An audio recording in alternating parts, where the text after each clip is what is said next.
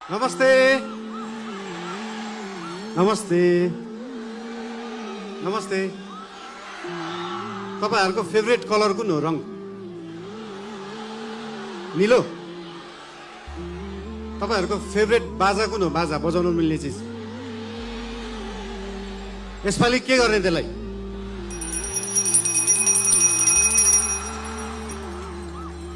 अघि प्लेनबाट ल्यान्डिङ गर्दा गर्दा एउटा कुरा नोटिस गरिरहेको थिएँ। यहाँनिर चितवनमा छतमाथि चाहिँ यस्तो जस्ता राख्ने चलन रहेछ है। सबका सब नीलो। जिस्काउनलाई राखे जस्तो। कसलाई जिस्काउनु भएको त्यसरी? त्यो नीलो छानाले चाहिँ त्यो छतलाई मक्किनबाट जोगाउँदो रहेछ क्या, राष्ट्रिय स्वतन्त्र पार्टी जस्तै।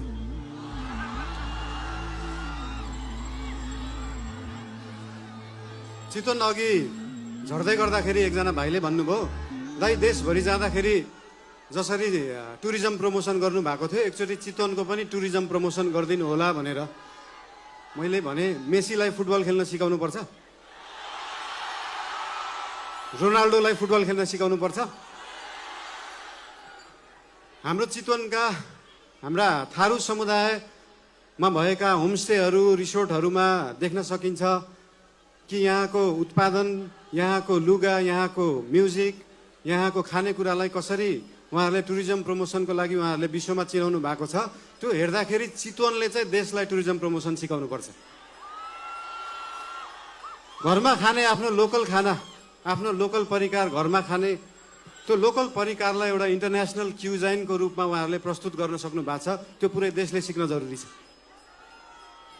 सिकाउने हेन त चितवनवासीले पुरै विश्वलाई टुरिज्म प्रमोसन। राम्रो कुराहरू यहाँको ठाउँहरूको धेरै छन्। एउटा समस्या रहेछ यहाँ, हरेक वर्ष न्युजमा देख्न पाइन्छ किसानले बाटोमा दुध पोखाएको, तरकारी फालेको। त्यो के रहेछ भन्दाखेरि किसानले सही बजार नपाएको, किसानले सही मूल्य नपाएको एउटा समस्या रहेछ। केही सीमित बिचौलिया, केही सीमित नेताहरूको एउटा सिन्डिकेटले गर्दाखेरि पारी जुन अनुदानले कृषि हुन्छ त्यो सस्तो जस्तो देखिन्छ।